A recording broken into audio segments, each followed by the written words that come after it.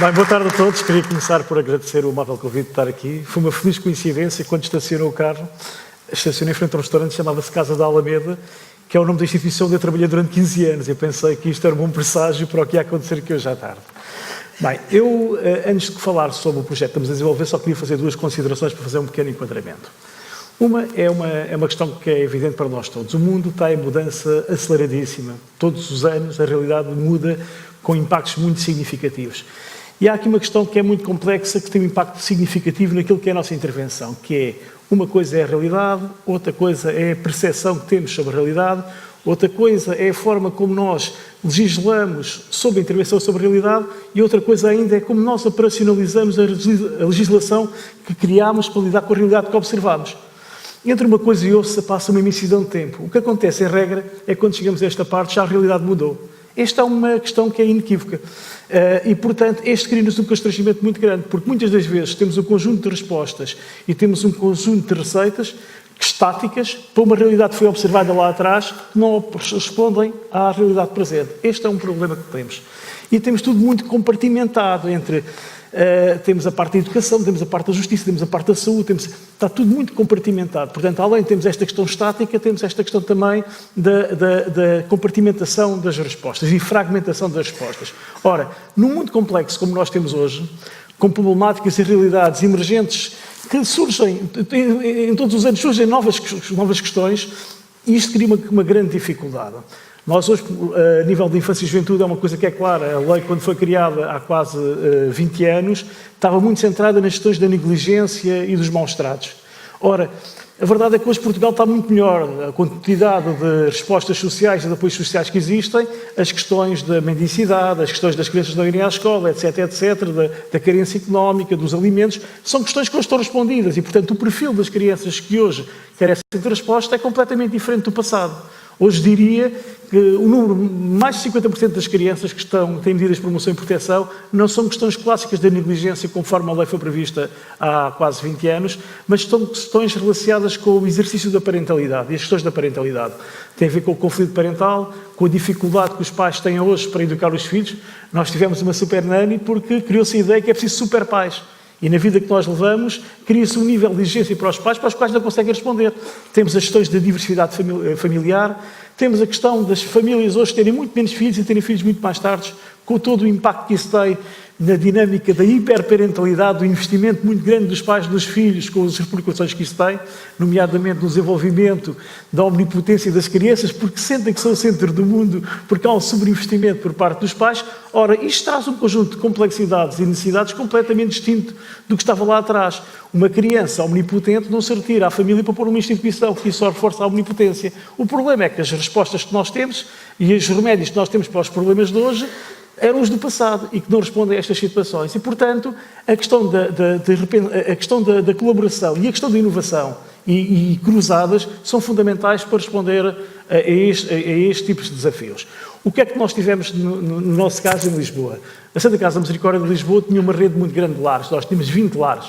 Só que eram lares que estavam pensados na lógica do início da lei, ainda nos CATs e nos lares, com uma dinâmica muito ainda assistencial e pouco transformativa. E o que é que nós fizemos? Aproveitámos as mudanças da lei, eu só vou dar aqui 3 ou 4 exemplos que são os mais impactantes, como a obrigatoriedade da não separação das fraterias, embora já tivesse previsto na lei lá atrás, mas agora vem explicitado, o facto das crianças não poderem mudar de uma instituição para a outra, para não terem mais quebras de vínculos, o facto das famílias terem que participar na dinâmica das casas, não serem visita, mas a intervenção ser também com as famílias, e então aproveitámos esses desígnios legais para operacionalizar um processo transformativo. E criámos um programa ao qual chamámos CARE, que é capacitar, autonomizar, configurar e especializar, que a ideia é o quê? É modificar completamente a dinâmica das casas de acolhimento.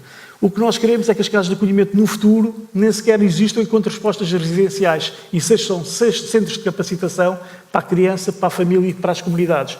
O que estamos a fazer é especializar essas respostas na primeira infância, na área da deficiência, na área da saúde mental, na área da intervenção com as famílias. Não há discriminação nem segregação das crianças, mas criamos a capacidade para responder de uma forma completamente diferente. Como não tenho muito tempo, vou só dar alguns exemplos. Todas as casas, no máximo, só têm 12 crianças, porque senão não têm uma dinâmica familiar.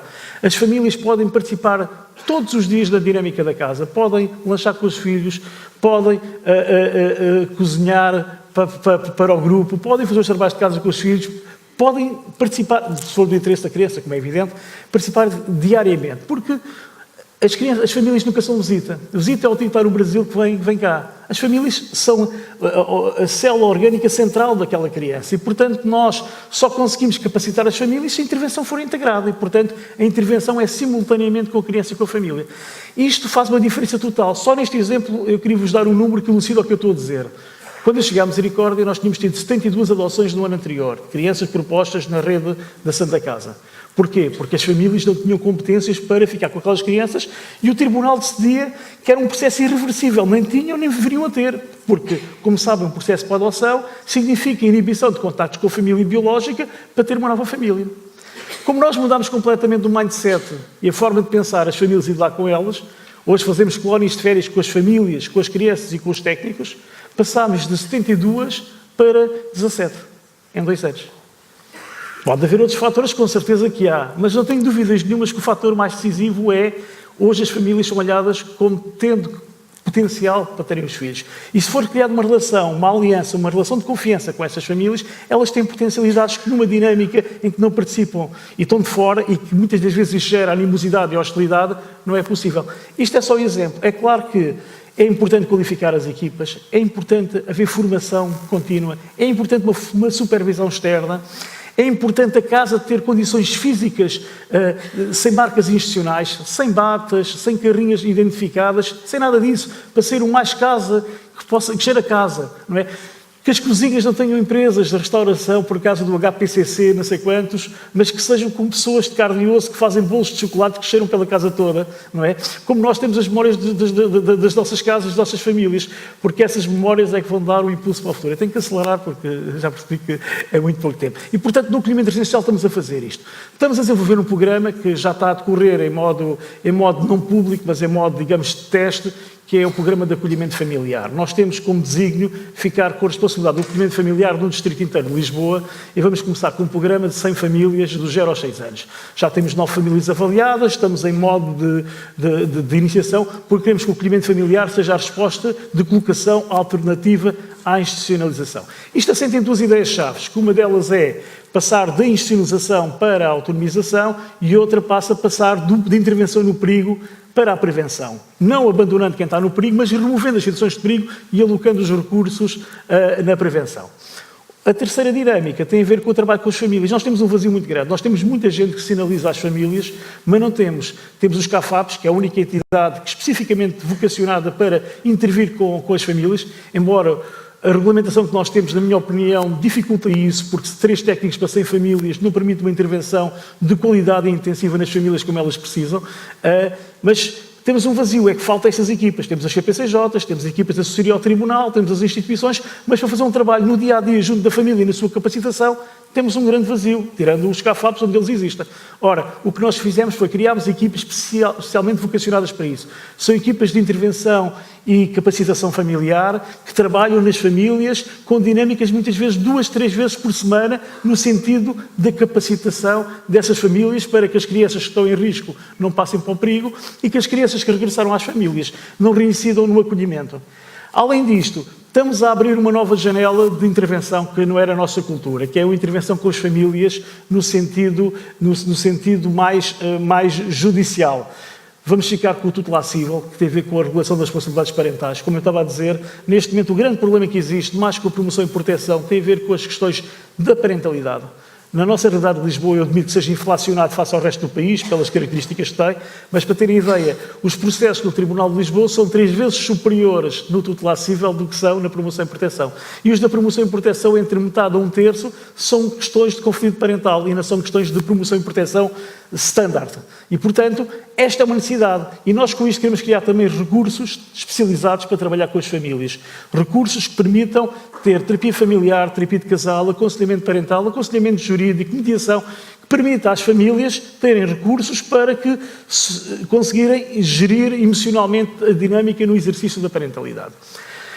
No final do dia, onde nós queremos chegar é que e desmantelando as casas de acolhimento. Já fechámos uma este ano e o nosso projeto em 10 anos não tem nenhuma casa de acolhimento. Só temos respostas especializadas, micro-respostas da área do duplo diagnóstico, vamos abrir agora uma daqui a um mês, no duplo diagnóstico no âmbito da deficiência, no âmbito da saúde mental. Vamos ter sempre necessidade de respostas para mais pequeninos, para as fraterias longas ou para prematuros, mas será sempre residual. Nós atualmente temos 530 crianças acolhidas, a ideia daqui a 10 anos é termos cerca de 100. E queremos é que os recursos que nós temos que hoje estão no acolhimento passem para o território. Passem para onde? Passem para a comunidade, para intervir diretamente com a criança, com a família e com a comunidade. Ora, a questão da colaboração aqui é absolutamente decisiva, porque o que nós percebemos hoje é que os processos são tão complexos que nenhuma resposta serve para aquele problema. E o que estamos a criar com isto é criar vários centros de recursos na cidade. Estamos a falar de cerca de 20 centros de recursos na cidade de Lisboa, com especialidades diferentes, umas mais especializadas com os migrantes, umas mais especializadas na área da deficiência, umas mais na área da saúde mental, outros mais na primeira infância, que permita às equipas que trabalham com as famílias e que trabalham na comunidade, perante situações complexas, alocarem os seus recursos para desenhar respostas. O que nós queremos não é ter respostas para os problemas que existem. O que nós queremos é, quando aparece um problema, desenharmos uma resposta que responda a esse problema. Ou seja, são os recursos que nós temos que têm que se ajustar ao problema e não é o problema que tem que procurar um lugar das respostas que existem. Esta mudança é absolutamente decisiva e no mundo complexo que nós temos hoje não há alternativa. Eu vou só dar 2 exemplos que aconteceram esta semana. Tivemos uma família de acolhimento que está disponível para uma criança de 3 anos, estava na casa de acolhimento. E a questão é que a mãe vive em Odivelas, que já é outro concelho. Isto criava já aqui um problema porque implicava a articulação entre vários serviços. E a família de acolhimento é de Oeiras, portanto, isto já criava aqui uma triangulação. E perante isto, a gente dizia, isto é muito... Depois tínhamos a assessoria ao tribunal e depois tínhamos as comissões locais e as equipas que acompanhavam as famílias, e o que nós fizemos foi juntámos as pessoas todas e desenhámos aquilo que é o plano de intervenção. Nós chamamos o plano de intervenção único, portanto, há work package, cada entidade está envolvida, tem uma responsabilidade, mas há uma coordenação, não é? E está definido qual é que é o modelo de integração, que é único para a família, que é para haver coerência. Porque imaginam o que é uma mãe saber que a criança está noutra família e fazer as fantasias que aquela família quer ficar com o filho. Portanto, não podemos correr o risco que haja fragilidades na comunicação. Outra situação que nós acolhemos, agora muito recentemente, foi de uma fratelia de 7 irmãos. Não é? Que tinha um menino de 23 dias com trissomia, tínhamos uma criança com 16 anos com debilidade e uma situação muito complexa. Ora, nenhuma resposta responde a isto. E o que nós fizemos foi desenhar uma resposta para isto. Tínhamos uma casa de acolhimento que estávamos em modo de phasing out, que era para adolescentes e raparigas, despejámos um piso e criámos uma resposta especificamente para responder a essa frateria, alocando os recursos nas especialidades, das necessidades que esta criança tem, para responder a isto. Portanto, isto implica o quê? Que haja uma partilha de poder. Eu não tenho o meu poder, o meu quintal, o meu serviço, a minha resposta. Há um conjunto de recursos que estão na comunidade, há uma mutualização de recursos e há um desenho que é feito, que responde às necessidades específicas daquele problema, utilizando os recursos da comunidade, criando mecanismos de co-governação, que são fundamentais, e de partilha de poder. E, portanto, o tempo esgotou. Muito obrigado e boa tarde a todos e bom trabalho.